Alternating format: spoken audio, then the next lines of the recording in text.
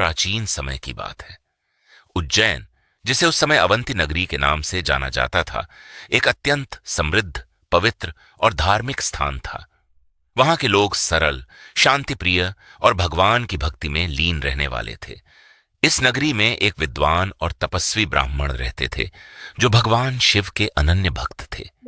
उनके चारों पुत्र भी अपने पिता के मार्ग पर चलते हुए दिन रात शिव जी की आराधना करते थे। उज्जैन की पवित्रता और भक्ति से देवता भी प्रसन्न रहते थे। परंतु जैसे हर अच्छाई की परीक्षा होती है, वैसे ही एक समय इस नगरी पर संकट आ गया। एक दिन दूषण नाम का एक भयानक राक्षस वहां आ पहुंचा।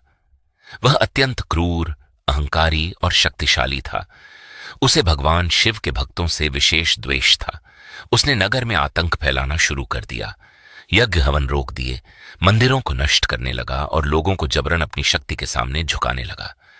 उसकी क्रूरता से पूरा उज्जैन भय और चिंता में डूब गया। लोगों को समझ नहीं आ रहा था कि इस संकट से कैसे छुटकारा पाया जाए। तभी उसी नगरी में रहने वाला एक छोटा बालक श्रीकर आगे आया। वह बहुत ही निष्कलंक हृदय वाला और सच्चा शिव भक्त था।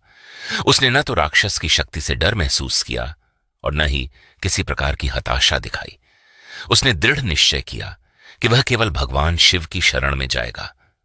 श्रीकर एकांत में बैठकर पूरी श्रद्धा और भक्ति के साथ शिव जी का ध्यान करने लगा। उसकी भक्ति इतनी गहरी और सच्ची थी कि धीरे धीरे अन्य लोग भी उसके साथ जुड़ने लगे। पूरा वातावरण एयूएम नमः शिवाय के जाप से गूंजने लगा। उस समय ऐसा लग रहा था मानो स्वयं प्रकृति भी उनकी प्रार्थना में सहभागी हो गई हो। अचानक एक दिन, जब भक्तजन ध्यान में लीन थे, धरती हिलने लगी, आकाश में तेज प्रकाश फैल गया और चारों ओर एक अद्भुत ऊर्जा का संचार हुआ।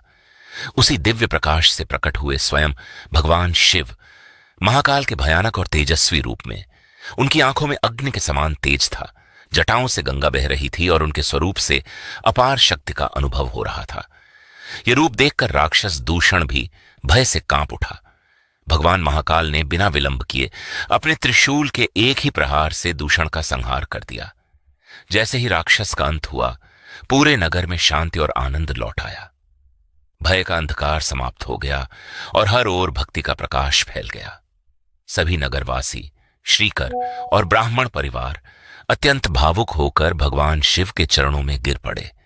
उन्होंने हाथ जोड़कर विनती की, हे प्रभु, जैसे आपने हमारी रक्षा की, वैसे ही सदा इस नगरी में निवास करके हमारी रक्षा करते रहें। भगवान शिव अपने भक्तों की सच्ची भक्ति और प्रेम से अत्यंत प्रसन्न हुए। उन्होंने उनकी प्रार्थना स्वीकार की और वहीं ज्योतिर्लिंग के रूप में स्थापित हो गए। तभी से यह पवित्र स्थान महाकालेश्वर ज्योतिर्लिंग के नाम से प्रसिद्ध हो गया। कहा जाता है कि यह ज्योतिर्लिंग स्वयंभू है, अर्थात यह अपने आप प्रकट हुआ था। आज भी यहां भगवान शिव महाकाल के रूप में विराजमान है और अपने भक्तों की रक्षा करते हैं।